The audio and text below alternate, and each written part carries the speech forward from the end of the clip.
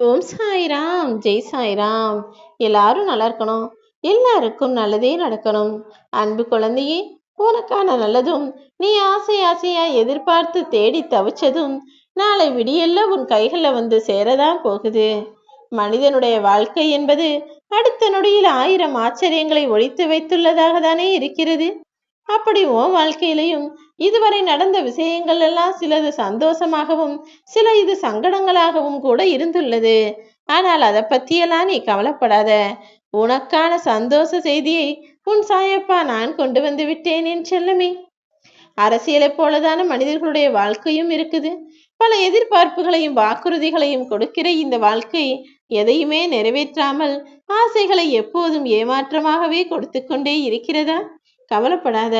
உன்னுடைய பிரச்சனைகள் நிறைஞ்ச இந்த வாழ்க்கைய சந்தோஷம் நிறைஞ்ச வாழ்க்கையா மாத்தி அமைப்பதற்காக தான் உனக்கான நல்ல செய்தியோடு உன் சாயப்பா வந்திருக்கேன். நீ எந்த அளவுக்கு வெற்றிகரமாய் வாழ்கிறாய் என்பது உன்னுடைய உடலையும் மனசையும் நீ உன் வாழ்க்கையில எவ்வளவு சிறப்பாய் வாழ்கிறாய் என்பதையும் பொறுத்தது தானே.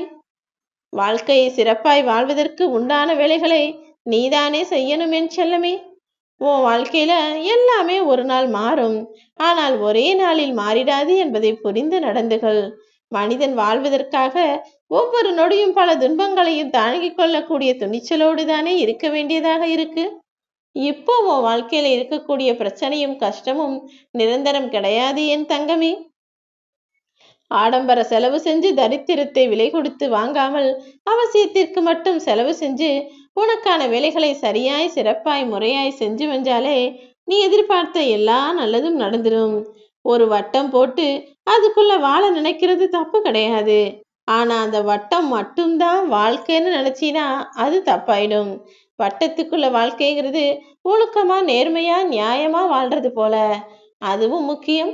மற்ற மனித உயிர்களோடு சேர்ந்து எல்லாரிடமும் கலந்து ஆலோசிச்சு அனுசரித்து போவது முக்கியம். யாருமே உன் கண்ணீரையும் பார்க்க மாட்டாங்க, உன்னுடைய கவலைகளையும் பார்க்க மாட்டாங்க, உன்னுடைய வழிகளையும் வேதனையும் கூட புரிஞ்சுக்க மாட்டாங்க.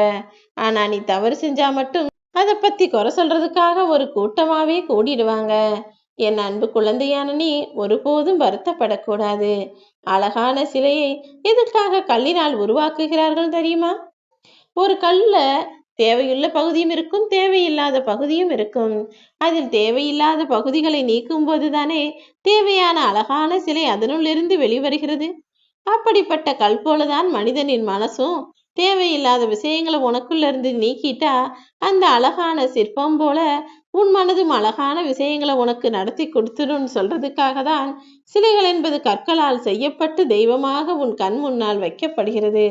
உன்னுடைய சந்தோஷமும் உனக்குள்ளதான் இருக்கு, தேவையில்லாத வருத்தமும் உனக்குள்ளதான் இருக்கு. அந்த வருத்தத்தை தூக்கி போட்டுட்டு உனக்கான சந்தோஷத்தை அனுபவிச்சு வாழ தயாராகு. நடப்பது எதையுமே மாற்ற முடியாதல்லவா? ஆனால் நினைப்பதை மாற்றிக்கொள்ளலாம் தானே. ஒரு விஷயம் நடக்காதுன்னு தெரிஞ்ச பிறகும் ஏன் நடக்கல ஏன் நடக்கலன்னு அதையே நினைச்சு வருத்தப்படுறதுக்கு பதிலாக இதை எந்த முறையில் நடக்க வைக்கலாம் என யோசி. ஏதாவது ஒரு வழியை உனக்காக உன் சாயப்பா நான் காட்டுவேனேன் செல்லமே. வானம்னா 1000 நட்சத்திரங்கள் வரத்தான் செய்யும். அதே போலதான் வாழ்க்கைனா 1000 துன்பமும் துயரமும் வரத்தான் செய்யும். சூரியன் வந்தவுடனே நட்சத்திரங்கள் எப்படி மறைஞ்சு போகுதோ அதே போல நீ என் மீது வைத்திருக்கக்கூடிய பக்தியும் தன்னம்பிக்கையும் வெளிவந்தால் துன்பங்கள் தானாகவே உன்னை விட்டு விலகி போயிடும் என் செல்லமே.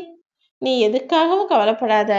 உன் சாயப்பா உன்னருகில் உனக்கு துணையா இருக்கும்போது எந்த பிரச்சனையும் யாரும் உன்னை எதுவும் செய்யும்படி நான் விட்டுட மாட்டேன். எல்லா துன்ப துயரங்களிலிருந்தும் உன்னை நான் மீட்டெடுப்பேன் என் செல்லமே. நீ எங்க இருந்தாலும் எவ்வளவு கஷ்டமான சூழ்நிலை உனக்குள்ள இருந்தாலும் அத்தனையையும் தாண்டி நான் உன்னை காப்பாத்துவேன். யார் ஒருத்தர் தனக்கு நல்லது நடந்தா சிரிக்கவும் மற்றவர்களுக்கு கெட்டது நடந்தா சந்தோஷப்படவும் தயாராக இருக்கிறாரோ அவர் ஒருபோதும் தன் வாழ்நாளில் நல்லவராகவோ அல்லது சிறப்பான மனிதராகவோ இருக்கவோ முடியாது. மற்றவர்களுக்கு நல்லது நடந்தால் அதை பார்த்து மகிழ்ச்சி அடையக்கூடிய மனிதனின் வாழ்வில் நிச்சயம் நல்லதே நடக்கும்.